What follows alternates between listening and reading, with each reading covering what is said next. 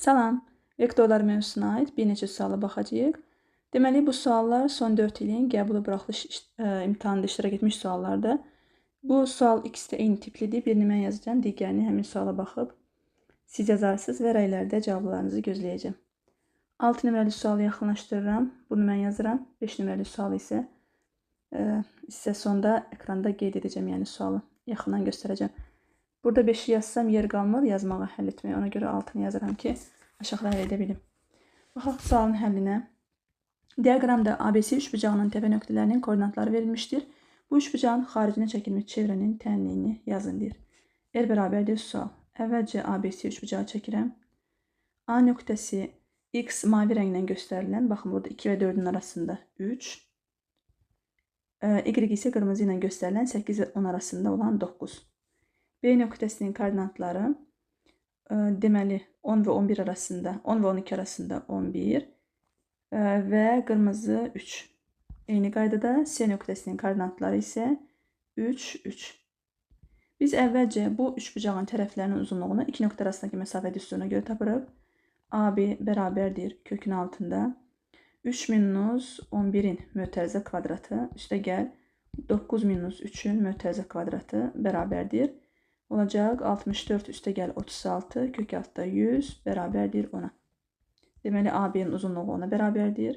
BC yenə iki nöqtə arasındakı məsafə düsturuna görə 3 minus 11 mənfi 8 kvadratı 64 birbaşa yazıram. 3 minus 3 0 kvadratı 0 buradan da 8 çıxır. Və AC tərəfinin uzunluğu isə kökün altında 3 minus 3 0 üstə gəl 3 minus 9 mənfi 6 kvadratı 36 buradan da 6 çıxır. Pifagor ədədləridir. 6, 8, 10. Deməli, bu düzbucaqlı üçbucaqdır. Düzbucaqlı üçbucağın xaricinə çəkilmiş çevrənin radiusu hipotenuzun yarısına bərabərdir. Hipotenuz 10'dursa, radius olacaq 5. Radiusu 5 aldıq. İndi isə çevrənin tənliyini qururuq. Çevrənin tənliyi mərkəzi A və B nöqtələrində olan çevrənin tənliyi x minus A-nın kvadratı üstə gəl y minus B-nin kvadratı bərabərdir R-in kvadratı. Burada A və B mərkəzin koordinatlarıdır. Elə bir ki, çevrə çəksək, bunun daxilində düzbucaqlı üçbucaq var. Deməli, bunun hipotenuzu AB-dir. AB, C isə düzbucaq təpəsidir. 8, AC 6'dır, bura 8'dir, AB də 10 tapmışdıq. Mərkəzi O nöqtəsi olsun. Baxın, A nöqtəsinin koordinatları 3 və 9'dur. B nöqtəsinin koordinatları 11 və 3'dür.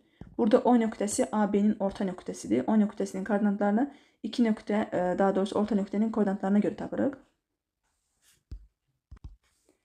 Deməli, x, yəni orta nöqtənin koordinatları x bərabərdir x1 üstə gəl x2 bölü 2. Buradan O nöqtəsi mərkəzin koordinatlarını tapırıq. Olacaq 3 üstə gəl 11 bölü 2, yəni 7. Y isə y1 üstə gəl y2 bölü 2, yəni 9 üstə gəl 3 bölü 2. Bu da verir bizə 6. Deməli, mərkəzin koordinatları olacaq 7 və 6. İndi çevrənin tənliyi x minus 7'nin kvadratı üstə gəl y minus 6'nın kvadratı bərabərdir radiusda 5. 5'in kvadratı, yəni 25.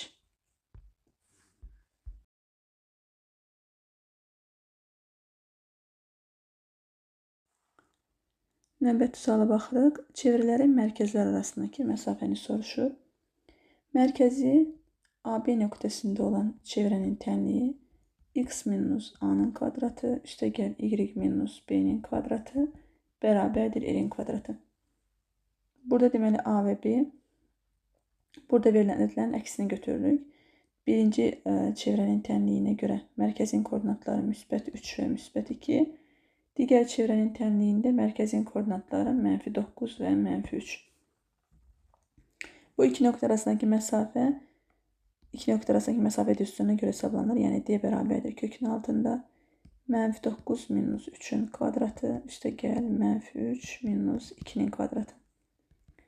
144 üstə gəl 25, 169.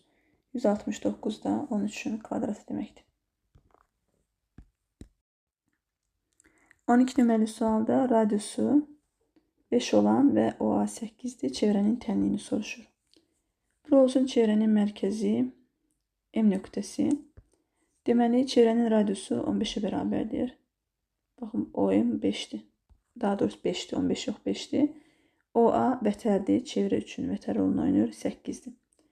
Buradan mərkəzdən bura perpendikulyar indiririk. Bu perpendikulyar vətəri bərabər hissələrə bölür. OA 8 idi. Olacaq 4, 4. 5, 4'dürsə M-lə bu K-ya qədər məsafə Pifaqor ədədlərdir. 3'ə bərabərdir. Deməli, M nöqtəsinin apsisi də var. Ordinatı da var. Baxın. Burada deməli M nöqtəsidirsə, buna uyğun olan nöqtə, yəni buradan bura qədər x-imiz 4'dür. Y-imiz isə Y oxuna qədər olan məsafə. Y oxuna qədər məsafə, baxın bura nəzərdə tutulur. Bu da 3'ə bərabərdir. Yəni buradakı ədəd 3 olduğuna görə burada 3'dür. Deməli, həmin mərkəzin koordinatları 4 və 3'ə bərabərdir. Yəni M mərkəzin koordinatları 4 və 3. Çevrənin də tənliyi x minus a-nın kvadratı üstəgəl y minus b-nin kvadratı bərabərdir r-in kvadratı. A və b 4 və 3'dür. X minus 4'ün kvadratı, y minus 3'ün kvadratı, radiusda 5 verilib, 5'in kvadratı 25. Bizdən də çevrənin tənliyini soruşurdu. Cavab bu şəkildə veriləcək. 17 nömrəli sualda vektorların skaler hasilini soruşur. A və B vektorlarının skaler hasili olacaq x1 vur x2 üstəgəl y1 vur y2. x1 4, x2 8 üstəgəl y1 7, y2 mənfi 3. 32 üzərinə gəlirik mənfi 21'i. Bu bizə verir 11. 14 nömrəli sualda düz xəttin tənliyi verilib. Düz xəttinə perpendikulyar olan düz xəttin bucaq əmsalını soruşur. Əgər düz xəttlər perpendikulyardırsa, bucaq əmsalları hasili mənfi 1'ə bərabərdir. Birinci verilən tənlikdə K1 mənfi 0,5'dir. Deməli, K2'ni soruşur bizdən. K2 yoxdur. Bu düsturu da yerinə qoyuruq. Mənfi 0,5 vurulsun K2 bərabərdir mənfi 1'ə. K2 bərabərdir mənfi 1 bölünsün mənfi 0,5. Bu da olacaq 2.